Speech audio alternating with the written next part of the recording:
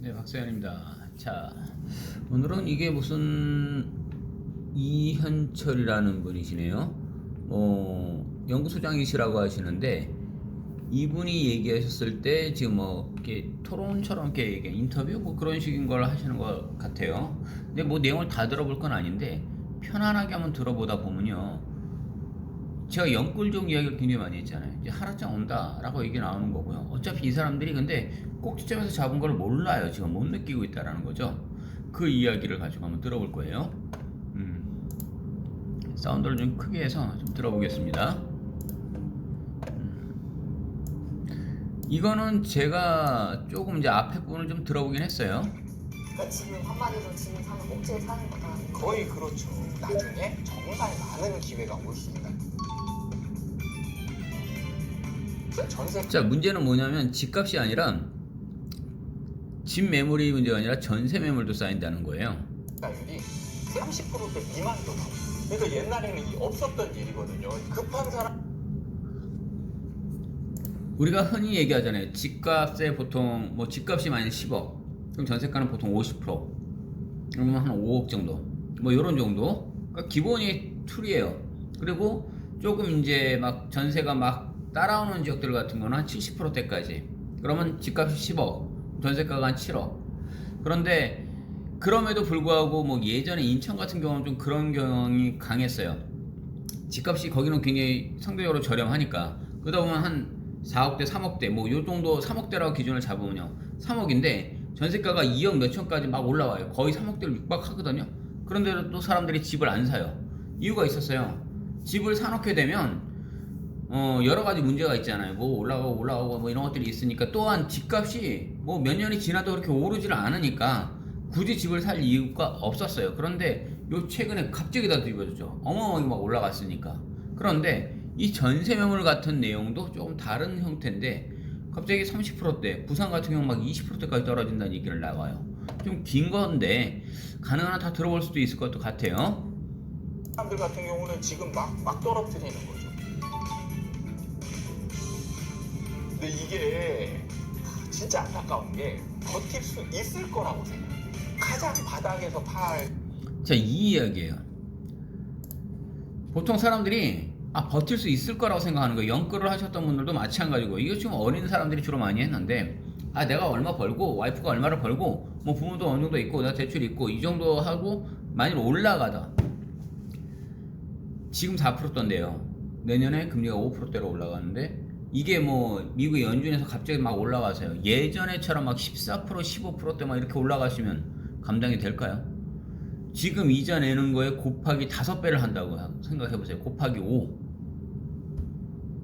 무슨 이상하지도 뭐 말도 안 되는 소리 하지 마라 라고 했는데 그럼 말도 안 되는 소리가요. 불과 몇 년 전에 우리는 계속 했었어요. 자, 이거 한번 볼게요. 진짜 전세 얘기를 조금 해보고 싶은데 네. 요즘 전세 매물이 쌓인다고 하는데 네. 뭐 이제 보시는 분들이 이런 거죠. 아니 뭐 공급이 부족하더니 네, 갑자기 뭐 없던 주택이 늘어난 것도 아닌데 네. 전세가 왜 쌓이냐. 이거 어떻게 해?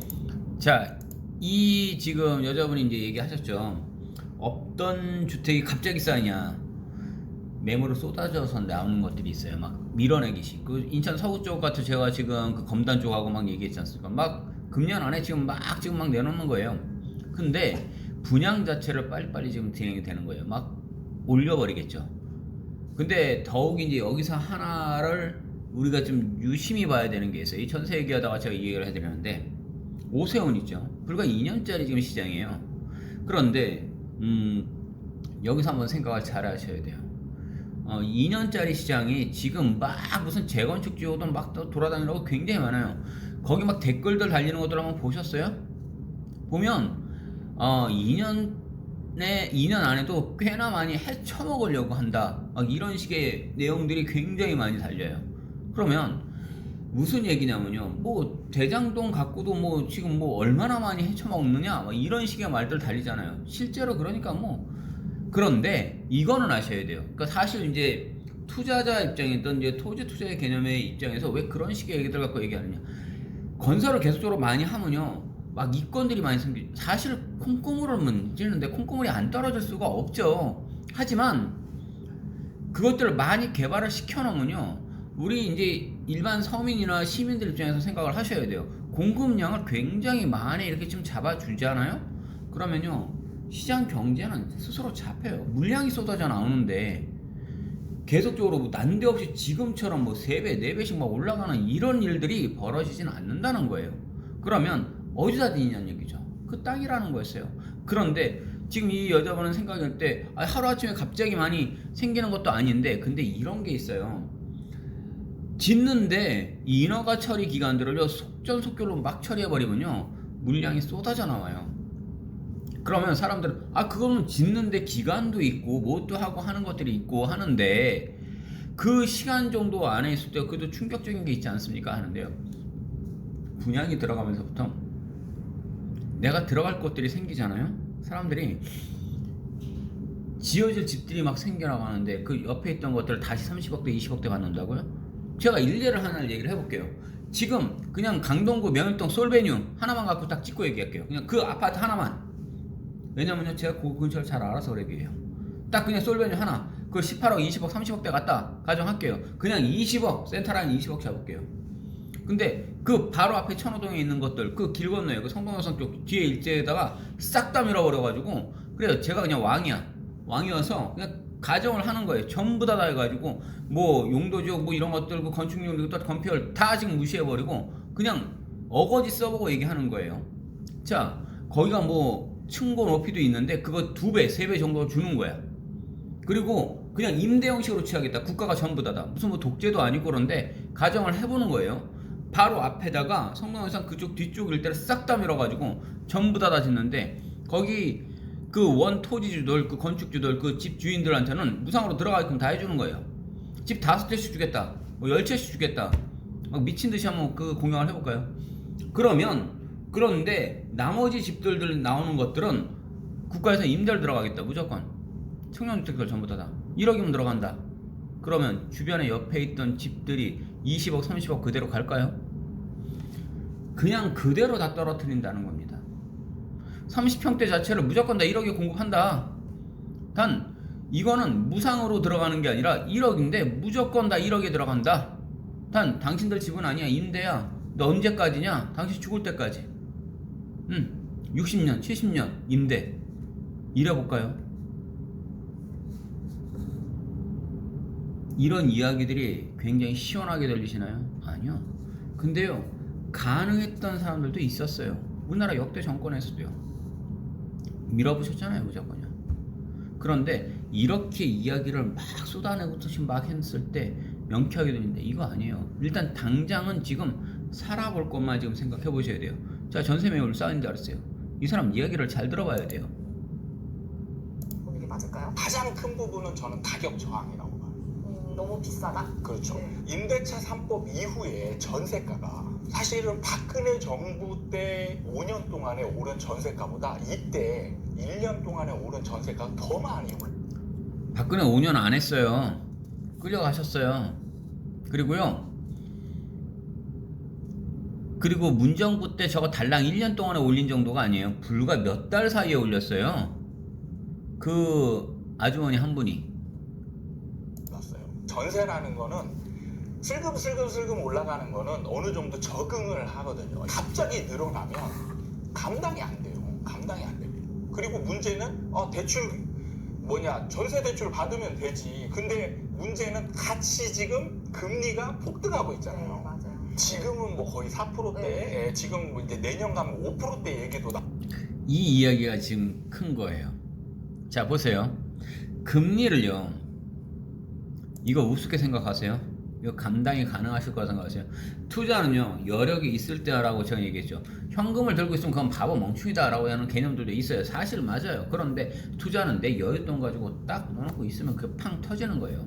그런데 없이 이분들 얘기하는 거 영끌적이요. 느껴보시면 알 거예요 나오고 실제. 있는 중이죠. 그러면 지금 전세 대출 받아서 오는 사람 입장에서는 지금 가계 부담이 너무 큰 거죠. 그러면 여기서 사람들이 전문가들이 많이 그냥 착각하는 부분이 살고 싶은 집을 얘기하잖아요. 살고 싶은 집. 그래서 강남 막에서 수요가 많을 것이다. 그것도 항상 가능한 가용 범위 내에서 가능한 거예요. 내가 수입이 1,000만 원이다. 그러면은 여기에서 이자가 차지하는 범위 있잖아요. 이게 일정 정도를 넘어가면 이제 여기는 거의 파산 수준이 되는 거잖아요. 그게 서서히 늘어나게 되면 어느 정도 적응하면서 내가 거기에 이 대비를 하게 되거든요. 근데 갑자기 늘어났잖아요. 이거 대비를 못 해요. 그럼 이분들은 근데 어딘가 또 가기는 가야 되는 거예요. 그렇죠. 그러면은 여기 강남에서 살고 싶은 사람들이 강남을 이제 벗어날 수밖에 없죠. 사람들이 밀려나는 거예요. 집이 부족하지 않냐 라고 얘기할 수 있지만 그건 착각인 거예요. 집은 지금 남아돌고 있거든요. 실제로 집은 남아돌고 있기 때문에 여기서 밀려 가더라도 들어갈 집은 충분히 있어요. 부족하지가 않다. 그렇죠. 네, 아무튼, 지금 네. 네, 그래서 지금 매물이 쌓이고 있는 이유가 가격 저항이 굉장히 큰 거죠. 가격 저항이 네. 있고 그리고 이제 뭐 대출에도 한계가 있고 하니까 네. 그렇다. 그러면 앞으로는 어떻게 보세요? 전세 시장의 추이를? 전세 같은 경우 저는 어느 정도 안정권에 있을 확률이 굉장히 높다 이렇게 보고 있습니다. 원래는 사실 그 상급지로 자꾸 좋은 집으로 이동하려고 하는 그렇죠. 수요 때문에 사실은 올라가는 경향이 많았단 말이죠. 근데 좋은 집으로 가려고 하는데 너무 비싸. 감당하기 어려워. 그러면 안 가는 거죠. 눌러 앉거나 더 밑으로 이제 외곽으로 더 빠질 수밖에 없죠. 근데 지금 외곽에는 또 입주 물량이나 이런 것들이 충분히 있단 말이죠. 서울에만 네. 약하지. 네. 지금 경기도권역이나 아니면 또 벗어나면 많이 있어요. 그래서 그쪽으로 이동하는 사람들도 꽤 있단 말이죠. 입주 물량을 가지고 이제 전세 나는 우려하시는 분들도 있잖아요. 네. 서울 기준이기는 한데 그럼 네. 이 서울에 부족한 만약에 이런 수요는 외곽으로 이동하면서 네. 전세 시장도 안정화될 거다 이렇게 보시는 거죠. 자, 여기서 따져볼 게 지금 내년에 입주 물량 준다고 얘기하잖아요. 그럼 지금 입주 물량은 얼마나 될까요? 굉장히 없어요. 네. 지금 서울에. 그러면 지금 만약에 지금으로 따진다면 지금 공급 부족이잖아요. 네. 그럼 전세가 쌓일 이유가 없죠. 당장 보면 12월 달에 예정된 게 서울에 다 2개밖에 없어요. 신규 입주 물량은 1200세대도 안 돼요. 지금 엄청나게 없는 입주 물량이죠. 그게 왜 그러냐? 임차인 입장에서는. 그러면 가격이 너무 급등해버린 것을 가져가게 되면 이 진짜 버티기가 어려울 수 있기 때문에 그거를 가능한 범위 내에서 찾을 수밖에 없는 거예요. 그래서 이제 자꾸 하급지로 밀려나거나 이렇게 되는 거고, 그 다음에 저는 이제 두 번째 영향으로 임대차 3법 영향이 꽤 크다. 네. 임대차 3법으로 계약 갱신 청구권이라는 게 쓰여지기 때문에. 자, 사실 요 얘기까지만 하고 그냥 말씀드릴게요. 뭐 뒷이야기는요 그냥 들어보셔도 괜찮아요. 그런데 진짜 이 탁상공놈들이요 그냥 막 만들어냈어요. 지금요. 그래, 임대차 선법도 좋고 모든 법도 좋고요. 뭐 다 조항이라고 만들었어요. 그런데 그것 때문에 발생됐던 지금 파생적인 문제들이요 장난이 아니에요. 그래요. 그 기간 동안 안에서 연장을 할 수 있으면 좋고요. 그거 지금 기간 다 도래됐거든요. 그것들 쏟아져 나와요. 가능한 한요 건드리지 않으면 자정 효과라는 게 있어요. 돌면서요. 자, 그러면 이거 갖고만 딱 이야기할게요. 물건은 가능한 한 제가 사지 말라고 지금은 그렇게 말씀드렸어요. 왜냐면요 아니거든요. 저건 100% 건드리는 거예요. 그냥 보인다 그랬지 않습니까? 명약 관하라고요. 불보듯 뻔한데 일부러 하시는 거라면은 뭐 말리지는 못하는 거죠. 선택은 본인들이 하는 거니까요. 하지만 지금 없을 때는요 진짜 돈을 가지고 수익을 극대화시킬 수 있는 것들은요 지금은 토지예요. 왜 토지라고 말씀드리냐면 이게 폭발적으로 뛴단 말이에요. 어느 정도 건드려서 뛰는 정도가 아니라 이거는 뛰면은 그냥 몇 배로 뛰어나간단 말이에요. 실제 아파트가 몇 배를 뛰는 것들은요 극단적으로 있을 수가 없는 일인데 요즘에 벌어졌거든요. 이러니 쌩 난리가 난 거였죠. 그러면 이거를 감당하기 위해서 분명히 토지들은요 어마어마하게 갈아봐요. 아까도 얘기했잖아요. 원래 지금 집 매물은요 실제로 많이 있어요. 물론 지방권에다 저렇게 많이 지어놔봐야 뭐 어떻게 되겠다는 거예요. 그런데 그것도 거의 다 소진됐었어요. 그때 집값이 막 올라가면서. 그런데 소진이 되면 뭐 할 거예요? 다주택자들 다시 또 세금을 때려버렸잖아요. 그래서 문제는 어디다가 짓느냐고요. 일자리들이 있는 곳들이 있어요. 그리고 역세권들이 있어요. 거기에는요 젊은 사람들이 들어갈 수가 있어요. 그리고 분명히 일자리들이 있으니까 그걸 감당할 수가 있어요. 그런 지역들은요, 땅을 밀어버립니다. 이게 아주 간단한 거예요. 논이고 밭이고 산이었던 것들이 삽시간에 사라져 나가는 거예요. 규제라는 건요, 그냥 묶어놓고 있는 거에서 끝나는 게 아니라 싹 풀어만 놓는다면요, 사회는 돌아가요. 이게 현실인 거예요. 그럼 그렇 될 만한 지역들을요, 정말 유심하게 찾아봐야 되는 것들은요, 전문가가 하는 거예요. 옆에 있다가 여기 근처일 겁니다. 여기 알박이 들어갑시다 라고 하는 겁니다. 자, 그런 지역들이요, 분명히 소액도 좋고요, 어느 정도 있는 것들 좋아요. 임장들도 띄워드릴 거고요, 실제로 돌아도 볼 거고요, 또는 아니면 철저한 브리핑을 들어봐야 돼요. 왜냐면 어디가 될 건지 서류를 봐야죠. 이겁니다. 여기까지 하겠습니다.